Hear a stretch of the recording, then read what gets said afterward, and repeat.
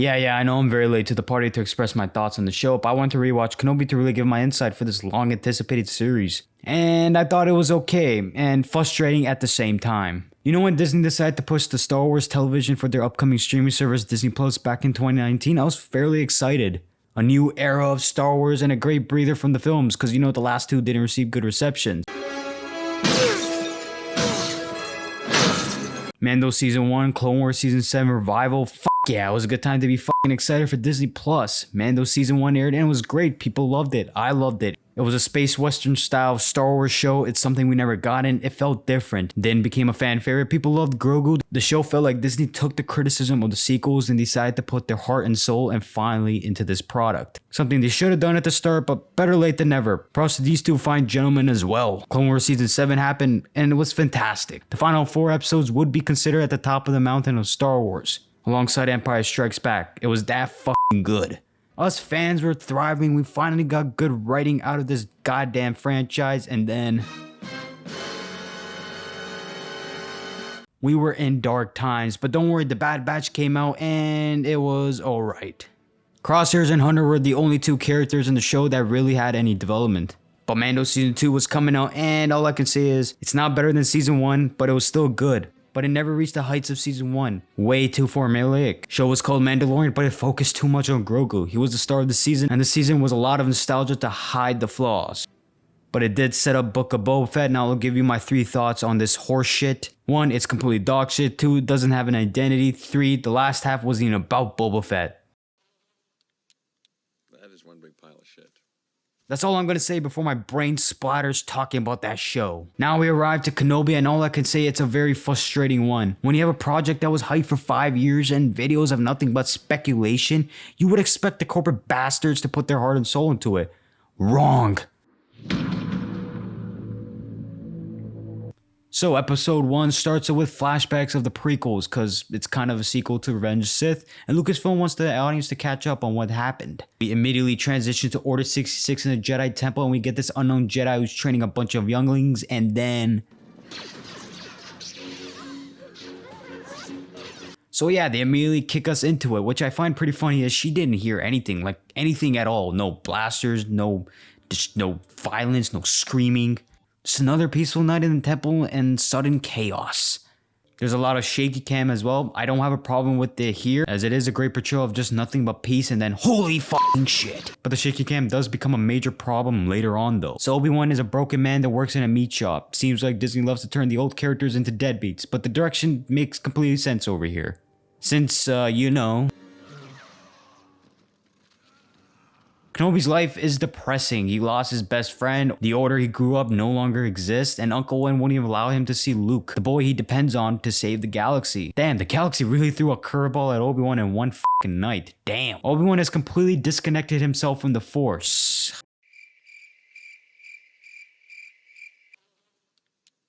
That is one big pile of shit. Obi-Wan, you absolute buffoon of a person. What if a Vader-level threat finds Luke on Tatooine? How are you going to defend Luke Skywalker, the guy you depend on to save the damn galaxy? Not only that, Obi-Wan tries to connect Qui-Gon Jinn. Obi-Wan, you absolute simpleton. Have you not thought of maybe disconnecting yourself from the Force is the reason you aren't able to communicate to Qui-Gon Jinn? Gotta love dumbing your fucking characters to move the plot forward. Love that kind of writing, am I right? We get introduced to the Inquisitor who's searching for a Jedi on Tatooine. But Reva, who's a new character to the franchise, is a very snappy one. After putting fear on mostly everyone, she sees Owen, who obviously knows Obi-Wan exists but doesn't buy her interrogation antics, and hides Obi-Wan's existence despite having a grudge against him. We get a good look of Alderaan and introduction to a kid Leia who's gotta be the smartest 10-year-old to exist. Carrie Fisher will probably be very proud of her. She's very disobedient, she sneaks out to play in the forest, but she stumbles upon 3 idiots. And if you thought the Book of Boba Fett chase was catastrophically dreadful, Disney was like, fuck your expectations, we're gonna set up the bar much lower.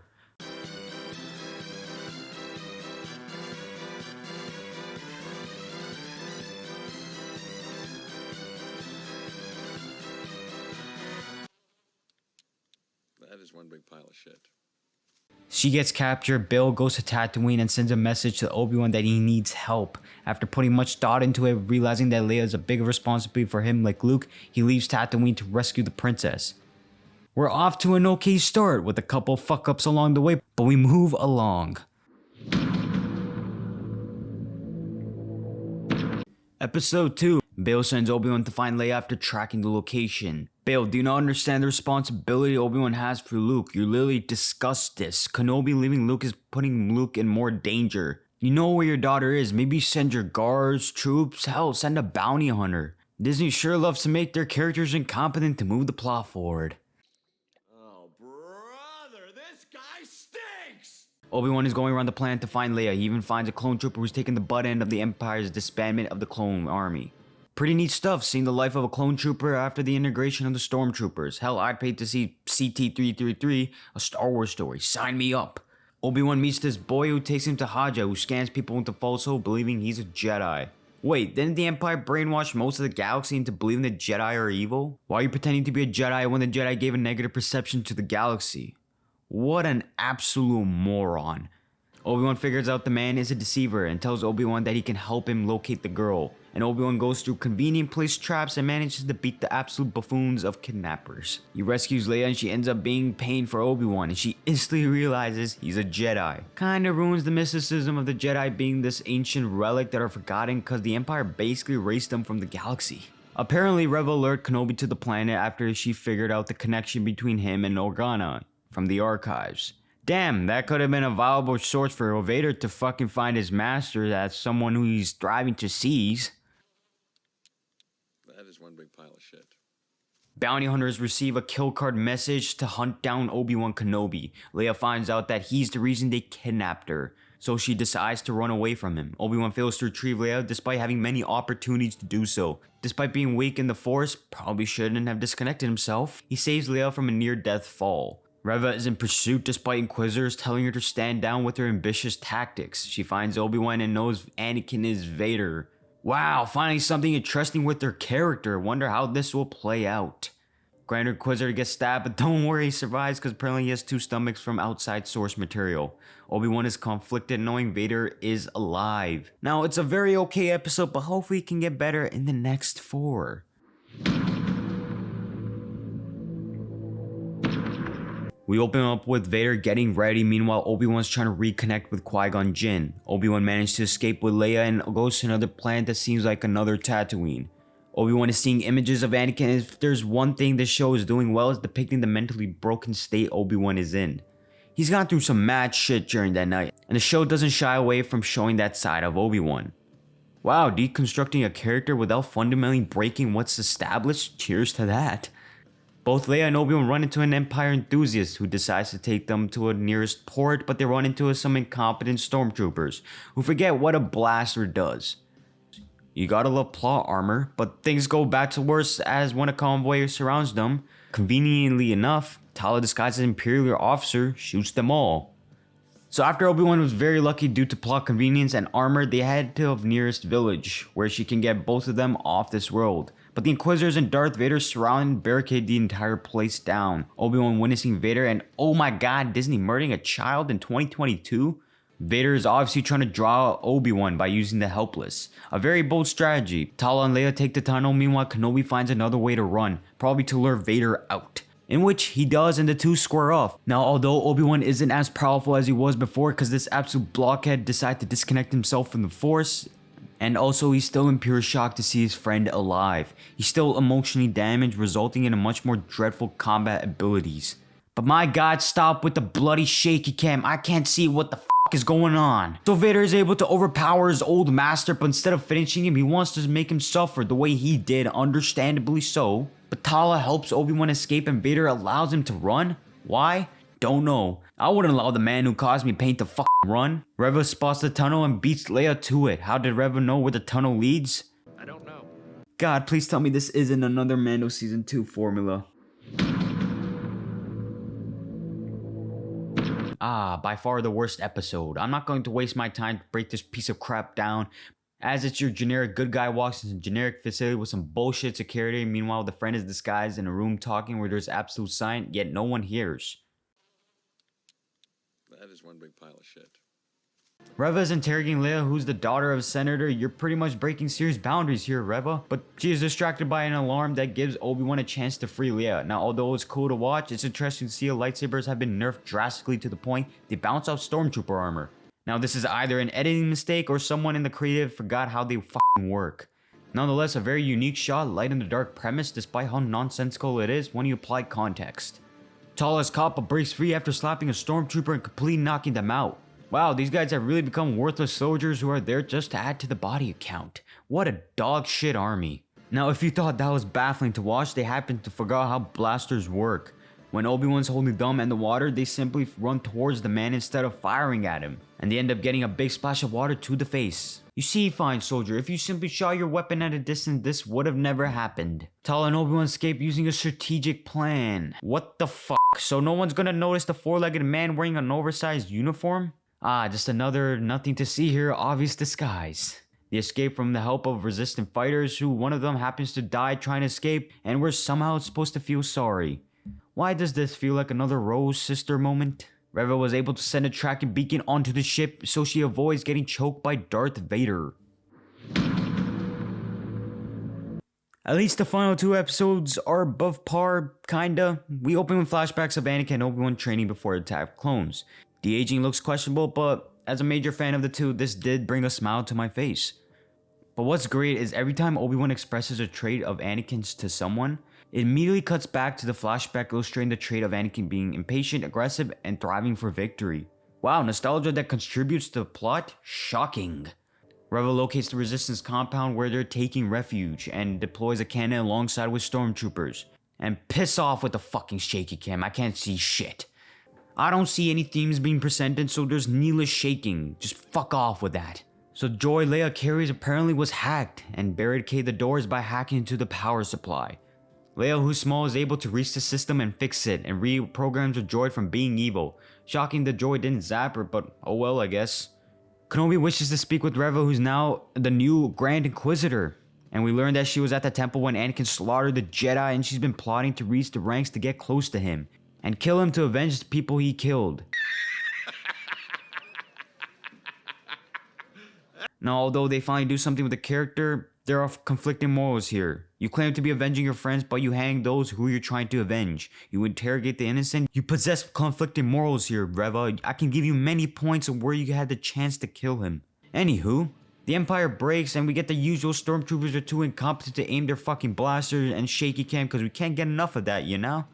And Tala sacrifices herself by blowing the narrow hallway. Kenobi gets a transmission from Organa seeing how the progress of the search is going, and reveals Luke's location. That's gonna end well. Obi-Wan gives the transmissions to the man who was known for deceiving the helpless. Obi-Wan, you pathetic idiot. I can give you many options besides that one dude. I don't care if he's redeemed himself. Obi-Wan just met him and knows of his history. Obi-Wan is treading on thin water by trusting him.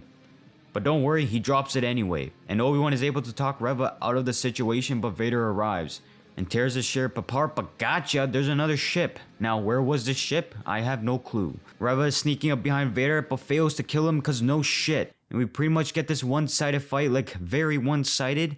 And it's nice to see Vader is carrying some of that arrogance Anakin had, believing that he can overmatch his opponents. Vader wins and stabs Reva again, but don't worry, she survives a second impalement because death and critical blows mean jack shit in this universe. Vader apparently knows Reva was a Jedi all along. You know Vader will likely murder someone who knows of his name. The Grand Inquisitor is alive and Darth Vader leaves Reva. You know, maybe finishing her off would be a great idea of Darth Vader? Not your fault, big man. Reva learns of Luke's location and instantly realizes it's Anakin's son.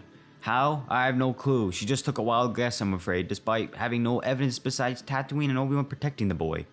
I mean, she wasn't there during the briefing, so how? I don't know.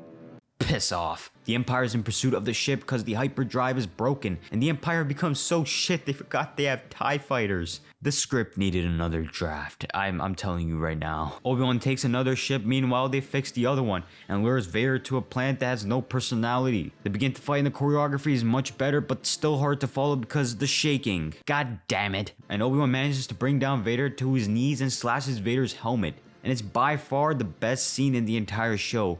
Obi-Wan witnessing his friend's scars and the man he is, blames himself for all of it. but he's the one behind the destruction of his former self. I also like the neat touch that Ahsoka cut one half, meanwhile Obi-Wan cut the other half, showing that they were very close to bringing Anakin Skywalker back to the light but failed. And Luke taking the entire helmet off was a good representation of him bringing his father to the light. Not gonna lie, that's pretty good writing. Obi-Wan doesn't have the strength to kill his longtime friend despite hearing he's truly gone.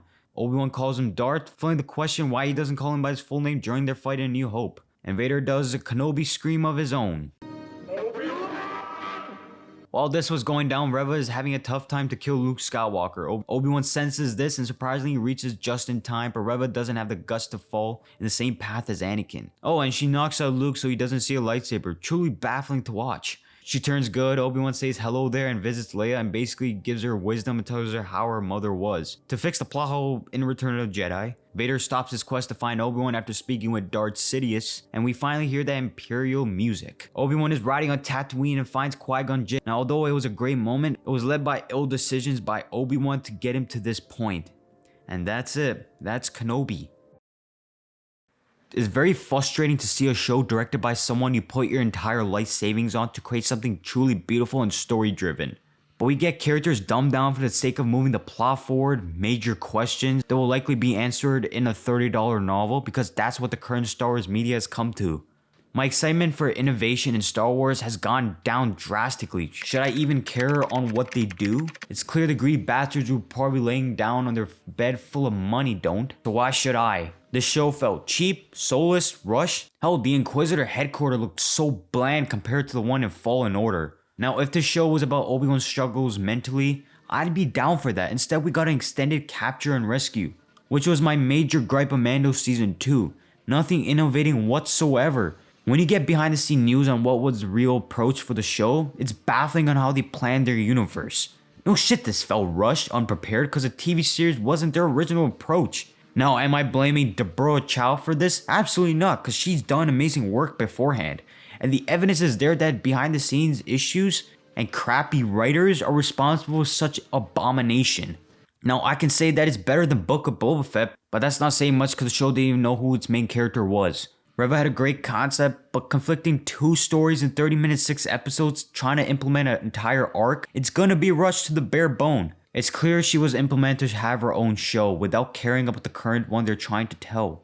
It sucks because Moses Ingram is a great actress and they're wasting such great talent from needless bullshit that they're doing behind the scenes. Hell, Star Wars is known for their music too, and it wasn't even impactful whatsoever. It felt boring. I can't remember a single theme besides Obi-Wan's in the entire show.